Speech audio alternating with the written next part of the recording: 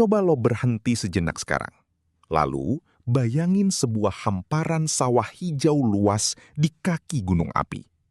Anginnya pelan, udaranya sejuk, dan warna hijaunya terasa nggak ada habisnya. Suasananya tenang banget. Sampai kadang kita lupa kalau tempat seperti ini sebenarnya adalah sesuatu yang sangat langka di dunia. Tapi lo tahu nggak? Tanah di bawah kaki lo itu bukan tanah biasa. Itu adalah salah satu tanah paling subur di seluruh dunia. Selama jutaan tahun, abu vulkanik dari gunung-gunung api Indonesia udah menciptakan mesin makanan alami yang luar biasa efisien. Tanah yang diam-diam mengasih makan jutaan manusia setiap hari tanpa banyak orang sadar betapa berharganya tempat itu. Dan ironisnya, justru tanah terbaik itulah yang sekarang paling cepat kita hancurkan. Hamparan hijau itu pelan-pelan mulai ditelan oleh sesuatu yang gak punya nyawa. Gelombang abu-abu bernama beton, perumahan, gudang logistik, dan kawasan industri. Indonesia, terutama Pulau Jawa, sebenarnya sedang melakukan perjudian besar dengan mengubur masa depan pangannya sendiri di bawah lapisan semen. Kita menukar sawah yang bisa memberi makan anak cucu demi bangunan yang mungkin bahkan gak bertahan lebih dari beberapa puluh tahun.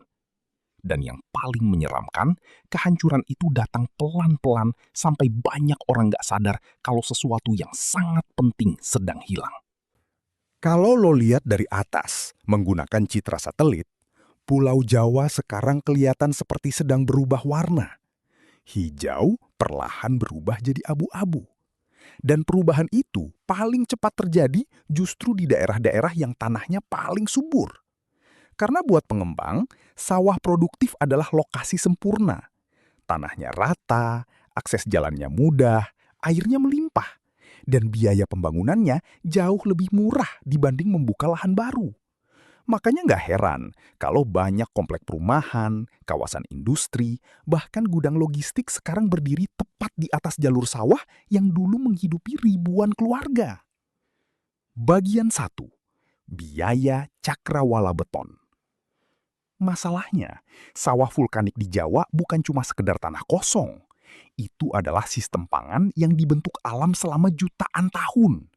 Begitu tanah itu ditutup beton, prosesnya hampir nggak bisa dibalik lagi.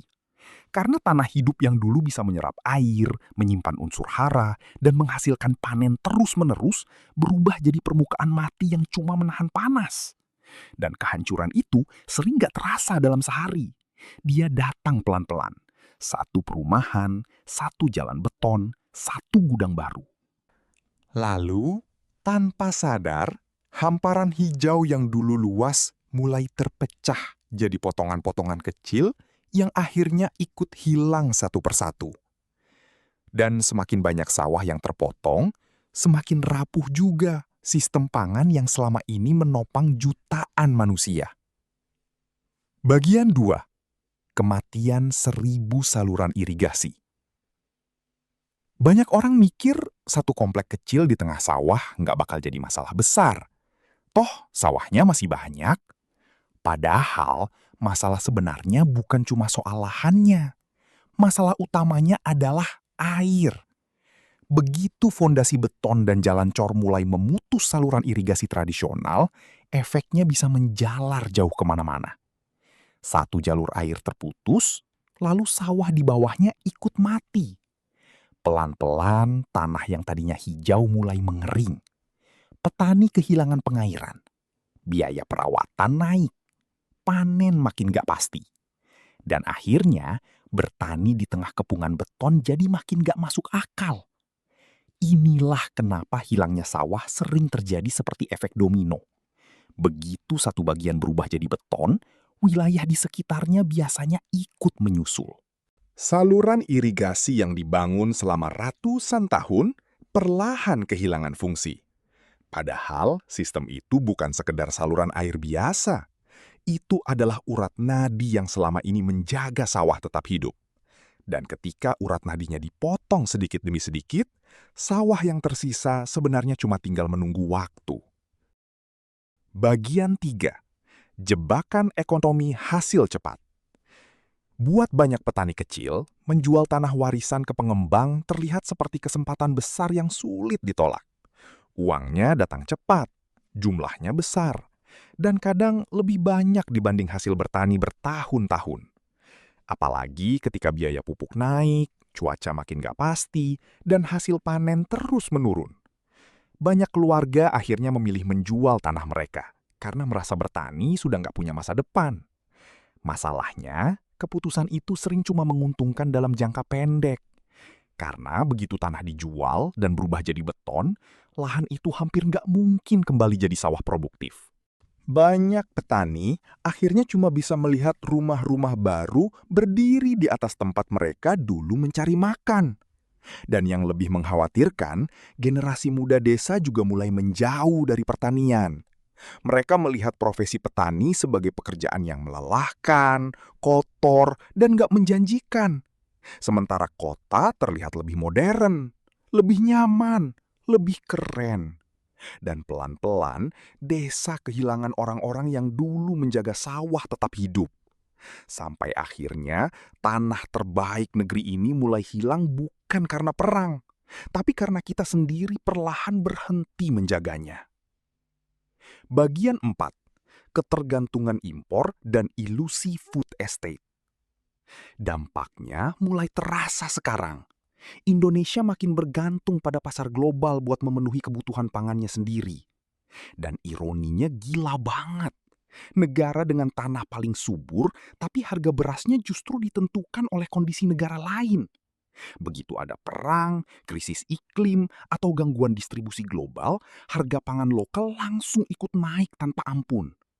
Dan yang paling kena dampaknya selalu rakyat kecil. Pemerintah sebenarnya mencoba mencari solusi lewat proyek food estate di luar Jawa. Masalahnya, tanah di sana punya karakteristik yang jauh berbeda dibanding tanah vulkanik Jawa. Banyak yang lebih asam, kurang stabil, dan butuh biaya jauh lebih besar buat menghasilkan panen yang sama. Kita seperti kehilangan mesin utama pesawat, lalu mencoba menggantinya dengan kipas angin. Karena yang hilang bukan cuma luas lahannya, tapi efisiensinya, produktivitasnya, dan kestabilannya. Kalau kita terus membiarkan tanah terbaik kita tertutup beton, kita sebenarnya sedang menggali jurang krisis pangan kita sendiri. Karena pada akhirnya, manusia nggak bisa makan semen. Bagian 5. Mengamankan masa depan Nusantara. Tapi, apakah semuanya sudah terlambat? Belum. Asalkan kita mau berubah sekarang. Kita harus mulai memprioritaskan hunian vertikal daripada terus menyebar ke lahan pertanian produktif. Karena dengan membangun ke atas, kita bisa menampung lebih banyak manusia tanpa terus mengorbankan sawah. Selain itu, profesi petani harus mulai dipandang sebagai bagian dari keamanan nasional. Karena merekalah orang-orang yang menjaga isi piring kita setiap hari. Pemerintah juga perlu memperketat perlindungan green belt dan sawah lestari, supaya pengembang nggak bisa sembarangan mengubah fungsi lahan. Karena kalau semuanya diserahkan pada logika keuntungan jangka pendek, tanah terbaik negeri ini bakal habis. Dan ketika itu terjadi, kita mungkin baru sadar betapa berharganya tanah yang dulu kita tutup dengan beton. Outro, pelajaran dari tanah yang terkubur. Ombak beton ini mungkin jadi salah satu tantangan terbesar generasi kita. Karena setiap jengkal sawah vulkanik yang kita aspal hari ini adalah peluang makan anak cucu kita yang hilang selamanya. Pembangunan memang penting, tapi pembangunan juga harus punya batas. Karena sehebat apapun gedung yang kita bangun sampai menembus awan, perut manusia tetap butuh nasi, bukan semen. Setengah serius tahu dikit tapi serius.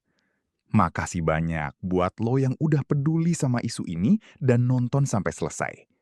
Mulai sekarang, coba lebih kritis lihat pembangunan di sekitar lo.